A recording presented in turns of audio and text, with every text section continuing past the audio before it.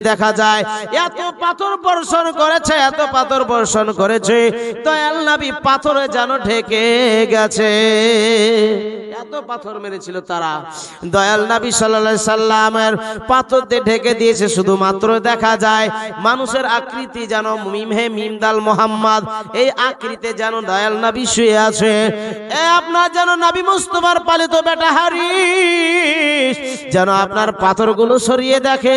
দয়াল নবী সাল্লাল্লাহু আলাইহি সাল্লাম শরীর যেন ক্ষত বিক্ষত হয়ে গেছে, রক্তাক্ত হয়ে দয়াল নবী যেন আপনার বেহুশ হয়ে পড়ে আছে। দয়াল নবী সাল্লাল্লাহু তাআলা আলাইহি ওয়াসাল্লামকে যেন পালিত বেটা হারিস যেন তিনি কোলে করে নিয়ে একটা উঁচু পাথরের মধ্যে একটা গাছের ছায়ার নিচে নবীকে শুইয়ে দিলেন। নবীকে শুইয়ে দেওয়ার পরে বাড়ি বাড়ি যায় পানি চাইতে, কিন্তু কেউ পানি দেয় না। বলে হারিস শোনো গো, তুমি পানি চাইলে তোমাকে দিব, কিন্তু দয়াল নবী মুহাম্মদকে দিব না, নাবিকে দিব না। বলে যে নাবিকে পানি দিবে না, নাবি যদি পানি না পায় সেই পানি আমি পান করতে পারবো না। নাবির জন্য পানি যদি হালাল না থাকে তাহলে আমার জন্য হারাম হারাম হারাম, ওই পানি আমার জন্য হালাল নয়, জায়েজ নয়, পানির দরকার নয়। দয়াল নবী সাল্লাল্লাহু তাআলা আলাইহি ওয়াসাল্লাম যখন হুঁশ ফিরে পেলেন, দয়াল নবী সাল্লাল্লাহু তাআলা আলাইহি সাল্লাম বলে হারিস গো, এইখানে আর থাকা যাবে না, চলো চলো এখান থেকে চলে যায়। দয়াল নবী সাল্লাল্লাহু তাআলা আলাইহি ওয়াসাল্লাম যেন একটা জঙ্গলের মধ্যে ঢুকলেন। জঙ্গলের মধ্যে ঢোকার পরে একটা দেখলেন একটা আঙ্গুরের বাগান দেখতে পেলেন। দয়াল নবী সাল্লাল্লাহু আলাইহি সাল্লাম একটা উঁচু পাথরের উপরে বসলেন। উঁচু পাথরে বসার পরে আঙ্গুরের বাগানে দুটো মালিক ছিল, উদবা আর সাইবা। ওই আঙ্গুরের বাগানে একটা গোলাম ছিল। উদবা সাইবার দেখার পরে বলছে হাই রে, মানুষকে কি এইভাবে কেউ মারে নাকি? দয়াল নবী সাল্লাল্লাহু আলাইহি সাল্লামকে দেখে উতবা সাইবা দুইজন কাফেরের মায়া হলো। আমাদের এলাকারই তো মানুষ, ও মুসলমান, দেখে যখন মায়া হলো ওই আপনার আঙ্গুরের বাগানের গোলামকে ডেকে বলে, রে গোলাম শোন, আমরা যদি এই আঙ্গুরের থুকা দিয়ে হয়তো খাবে না, কিন্তু তোমাকে যদি দিয়ে পাঠাই তোমার হাতে হয়তো খেতে পারে। অতএব এক কাজ করো, সবচেয়ে পাকা আঙ্গুরটা, মিষ্টি আঙ্গুর, এক থোকা আঙ্গুর নিয়ে যাও আর দয়াল নবীকে মুহাম্মদ মুস্তাফার হাতে দাও। কখন খেয়েছে কখন খায় নাই, তাদের মায়া হলো। ওই আঙ্গুরের বাগান গোলাম কি করলো বাবা, যেন আপনার ওই আঙ্গুরের থোকা নিয়ে দয়াল নবী সাল্লাল্লাহু তাআলা আলাইহি সাল্লামকে দিলেন। দয়াল নবী সরওয়ারে কায়নাত সাল্লাল্লাহু তাআলা আলাইহি সাল্লাম ওই আঙ্গুরের থোকা থেকে দুটো আঙ্গুর ছাড়ালেন। আঙ্গুর ছাড়ানোর পরে বলছে হারিস বেটা, এই দুটো আঙ্গুর তুমি আগে খেয়ে নাও। হারিস বলছে হুজুর গো, আপনি থাকতে আমি আগে খাবো না, আগে আপনি খান তারপর আমি খাবো। বিশ্ব নবী দয়াল নবী বলে, শোনো গো হারিস, কোন মা তোমাকে জন্ম দিয়েছে, কোন মা পেটে তোমাকে ধারণ করেছে, কোন বাবা তোমাকে জন্ম দিয়েছে, তারা ভাগ্যবান ভাগ্যবান, তারা জান্নাতি মানুষ। না না নাও, দুটো আঙ্গুর ছাড়িয়ে বলছে বেটা এই নিয়ে নাও দুটো আঙ্গুর। এই আঙ্গুরটা, একটা আঙ্গুর তোমার বাপের জান্নাতের সার্টিফিকেট, একটা তোমার মায়ের জান্নাতের সার্টিফিকেট। জোরে বলুন সুবহানাল্লাহ। দুটো আঙ্গুর ছাড়িয়ে দিলেন। আমার দয়াল নবী সাল্লাল্লাহু আলাইহি সাল্লামকে বলে হুজুর আগে আপনি খান তারপর আমি খাবো। দয়াল নবী সাল্লাল্লাহু তাআলা আলাইহি সাল্লাম ওই আঙ্গুরের থোকা থেকে বাবা যেন দুটো আঙ্গুর ছাড়ালেন। একটা আঙ্গুর ছাড়ানোর পরে হাতের তালুতে রেখে দয়াল নবী পড়লেন বিসমিল্লাহির রহমানির রহিম, মুখে তুলে খেলেন। জোরে বলুন সুবহানাল্লাহ। আর আমরা খেতে বসে বিসমিল্লাহ ভুলে যাই। হ্যাঁ, যে খাবারে বিসমিল্লাহ পড়া হয় না, খাবারটা শয়তানে ঝুঠা করে দেয়, এঠো করে দেয়। এই জন্য আজকে আমরা শয়তানের কাজটাই বেশি বেশি করে করি। হ্যাঁ, শয়তানের স্বভাব চরিত্রটা আমাদের মধ্যে ঢুকে গেছে। ভাই বাবা জীবন, আপনি বিসমিল্লাহ পড়বেন তো ওইখান থেকে শয়তান পালিয়ে যাবে। জোরে বলুন সুবহানাল্লাহ। মুআজ্জাজ মুকাররম, এই জন্য খেতে বসে বিসমিল্লাহ পাঠ করবেন। বিসমিল্লাহতে খাবারের বরকত হয়। আমরা খেতে বসে ভাত পড়ে গেলে সেই ভাতটা আমরা কুড়িয়ে খাই না। দেখবেন আপনার খাবারটা খেতে গিয়ে যখন খাবার পড়ে যায় ওই দানাটাই হচ্ছে বরকতের খাবার, যেটা বরকতি খাবার সে খাবারটা শয়তান ফেলে দেয়, ওই খাবারটা কুড়িয়ে খেলে ওষুধের কাজ করে। মুসলমান খাওয়ার পরে পাতগুলো চেটে খেতে হয়, হাতগুলো চেটে চেটে খেতে হয়। এগুলি খেলে কি হয় বাবা? আজকে দয়াল নবী সাল্লাল্লাহু তাআলা আলাইহি সাল্লামের কথা আজকে বৈজ্ঞানিকরা রিসার্চ করতেছেন। বৈজ্ঞানিকরা রিসার্চ করে দেখলেন মুসলমানেরা থাল চেটে কেন খায়। খাওয়ার সময়তে রিসার্চ করে দেখলো, বৈজ্ঞানিকরা রিসার্চ করে কি উত্তর পেল? উত্তর পেল কি বলে, খাবার থাল চেটে যখন খায় ওই থাল চেটা তলছানিটা যেটা চেটে খায় ওটাতে আপনার ভিটামিন আছে, ফ্যাট আছে। জোরে বলুন সুবহানাল্লাহ। এই জন্য থাল চেটে খাবেন বাবা, আপনার যেন ভিটামিনের দরকার হবে না। যখন আপনি খাবেন খাওয়া শেষে আঙ্গুলগুলো চেটে চেটে চুষে চুষে খাবেন। আঙ্গুল চুষে যদি খান, বৈজ্ঞানিকরা রিসার্চ করলো, বৈজ্ঞানিকরা রিসার্চ করে দেখলো যে মুসলমানেরা যেন আঙ্গুল চেটে চেটে কেন খায়। রিসার্চ করে উত্তর কি পেল? উত্তর পেল এই জন্য আঙ্গুল যখন আপনার চুষবেন, আঙ্গুল চুষতে চুষতে দেখবেন এক ধরনের লালা বের হয়, ওই লালাটা হচ্ছে হজম শক্তি বৃদ্ধি করে দেয়। জোরে বলুন সুবহানাল্লাহ। এই জন্য আঙ্গুল চেটে খাবেন, চুষতে চুষতে যত চুষবেন তত লালা বের হবে, আর এই লালাতে হজম শক্তি বাড়িয়ে দেয়। জোরে বলুন সুবহানাল্লাহ। লিভার ফাংশনকে ভালো রাখে। আমরা আজকে গ্যাসের ট্যাবলেট খেয়ে খেয়ে কিডনিকে নষ্ট করে দিচ্ছি, আজকে হার্টের রোগ হয়ে যাচ্ছে। আঙ্গুল চুষে খাবেন, নবীজির সুন্নাত মোতাবেক যদি চলেন তো আপনার বেড়া পার হয়ে যাবে, নেকি হবে, উপকারও আছে। নবী মুস্তাফার একটা সুন্নাতকে কোন ব্যক্তি যদি জিন্দা করে তো একটা শহীদের দরজা পেয়ে যায়। জোরে বলুন সুবহানাল্লাহ। মুআজ্জাজ মুকাররম, এই জন্য দয়াল নবীর কথাগুলাকে আজকে যেন বৈজ্ঞানিকরা রিসার্চ করতেছে। মুসলমানেরা হাতি তোলার পর আলহামদুলিল্লাহ কেন পড়ে? আজকে বৈজ্ঞানিক রিসার্চ করলো, বৈজ্ঞানিকরা রিসার্চ করে কি পেল? উত্তর কি পেল? পরে এই জন্য হাতি তুলে আলহামদুলিল্লাহ পড়ে। একবার হাতি তুললে আলহামদুলিল্লাহ পড়ার পরে একবার হাতি তোলাতে 100-র অধিক শরীর থেকে রোগ বের হয়ে চলে যায়।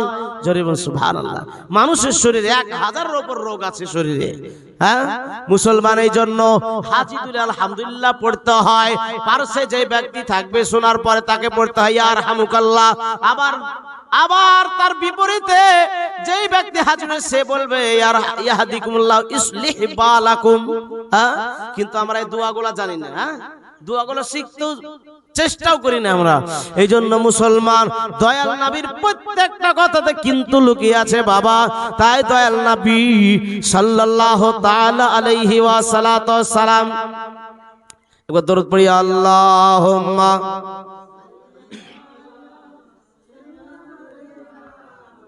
মাওলানা মুহাম্মদ ওয়ালা আলিহি মাওলানা মুহাম্মদ সাল্লি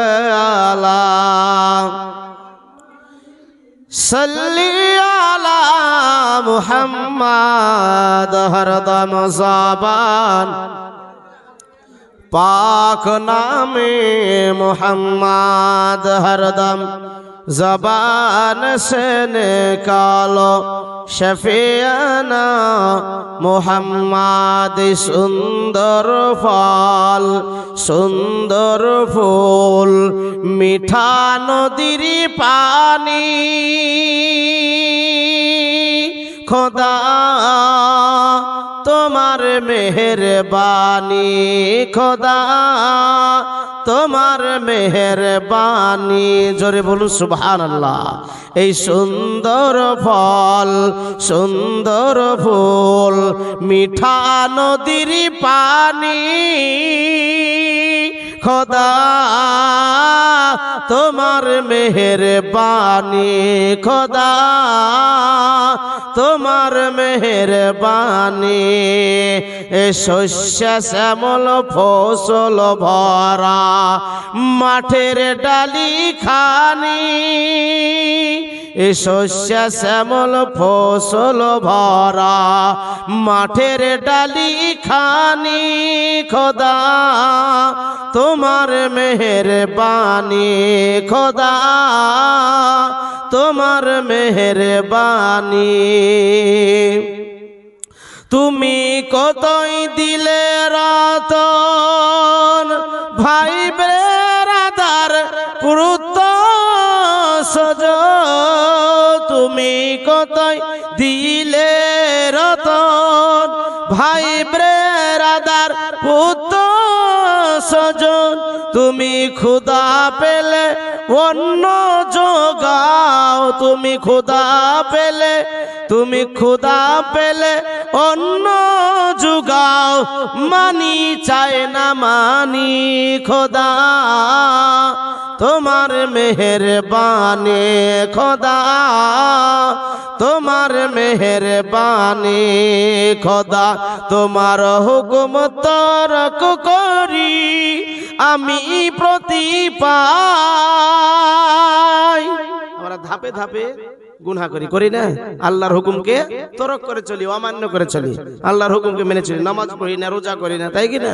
তাও আল্লাহ আমাদেরকে রুজি দেয়। তাই কবি বলতেছে, খোদা তোমার হুকুম তরক করি আমি প্রতিপাই, তবু আলো দিয়ে বাতাস দিয়ে বাঁচাও এ বান্দায়। জোরে বল সুবহানাল্লাহ।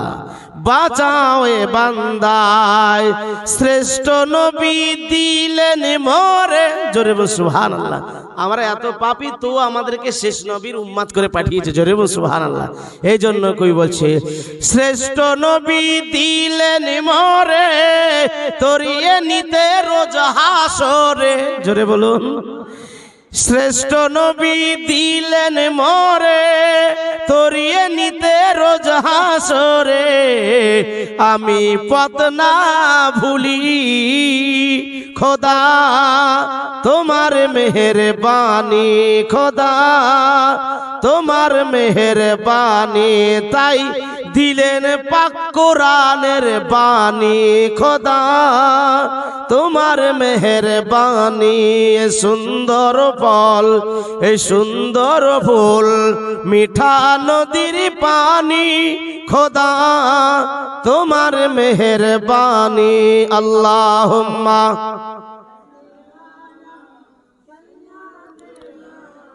মাওলানা মুহাম্মদ ওয়ালা আলে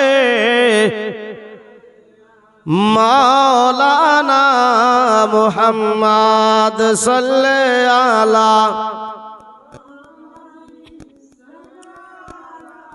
মুহাম্মদ হরদম ज़बान पाक नामे मुहम्मद हरदम ज़बान शफियाना मुहम्मद सल्लल्लाहु अलैहि वसल्लम। बाबा বলতেছিলাম দয়াল নবী সাল্লাল্লাহু তাআলা আলাইহি ওয়াসাল্লাতু ওয়াসালাম এবার যেন আঙ্গুরের থোকা থেকে একটা আঙ্গুর ছাড়িয়ে বিসমিল্লাহ বলে যেমনই ভক্ষণ করেছে, ওই বাগানের যিনি গোলাম ছিলেন, ওই গোলামটা বলছে, ইয়া রাসূলুল্লাহ, হাবিবাল্লাহ, হুজুর গো, এত সুন্দর কালমা, এত সুন্দর লাফজ কোথা থেকে আপনি জানলেন? বলে, শোনো গো এ গোলাম, তোমার বাড়ি কোথায় বলো? বলে, আমার বাড়ি হচ্ছে আমান শহরে, ওই আমান শহরে আমার বাড়ি। বলে, শোনো, ওই আমান শহরে আমার মতে ওই শহরে একজন পয়গম্বর পাঠানো হয়েছিল, আল্লাহ একজন পয়গম্বর পাঠিয়েছিলেন এ মুসলমান। তাই বলছে, হ্যাঁ ইয়া রাসূলুল্লাহ, একজন পয়গম্বর পাঠিয়েছিলেন আমার নবী মুস্তাফাকে। বলে, ইয়া রাসূলুল্লাহ, হাবিবাল্লাহ, হুজুর এত সুন্দর লাভ, যত সুন্দর কলমা জিন্দেগি তো শুনে নাই হুজুর। যে ধর্মের মধ্যে এত সুন্দর কলমা থাকে, যেই সুন্দর যে ধর্মের মধ্যে এত সুন্দর কলমা থাকে, যে পড়ার সময় বিসমিল্লাহ পাঠ করা হয়, এত সুন্দর কলমা। বলে, শোনো, এই বিসমিল্লাহ পাঠ করলে খাবারে বরকত বেড়ে যায়, শয়তান পালিয়ে যায়। ওই লোকটা বলছে, ইয়া রাসূলুল্লাহ, হাবিবাল্লাহ, হুজুর গো, আজকে আপনার অপেক্ষায় ছিলাম, আপনার জন্য আমি অপেক্ষায় ছিলাম, কারণ তাওরাত জবুরে শুনেছি যে আজকে যে নবী হবে তার নাম হবে মুহাম্মদ মোহাম্মদ মুস্তাফা, তার বাপের নাম হবে জানো আব্দুল্লাহ, তার মায়ের নাম হবে আমিনা। ইয়া রাসূলুল্লাহ, হুজুর ওই আমান শহর থেকে আমি এখানে বাগানের গোলামি করতে আসিনি, আপনার অপেক্ষাতেই এসেছি, আপনার জন্য এসেছি। যেই দিন আপনার সঙ্গে দেখা হবে সেই দিন আপনার হাতে হাত দিয়ে কলমা পড়ে আমি মুসলমান হয়ে যাব। আমাদের টাকার অভাব না, আমরা বড় লোক ব্যক্তি, একমাত্র এখানে চাকর হয়ে গোলাম হয়ে আজকে এখানে খাটতে এসেছি আপনার জন্যই। আমার দয়াল নবী বলতেছেন, তাহলে আর দেরি কিসের, কলমা পড়ে লাও, লা ইলাহা ইল্লাল্লাহ মুহাম্মাদুর রাসূলুল্লাহ, জোরে বলুন সুবহানাল্লাহ সাল্লাল্লাহু তাআলা সাল্লাম।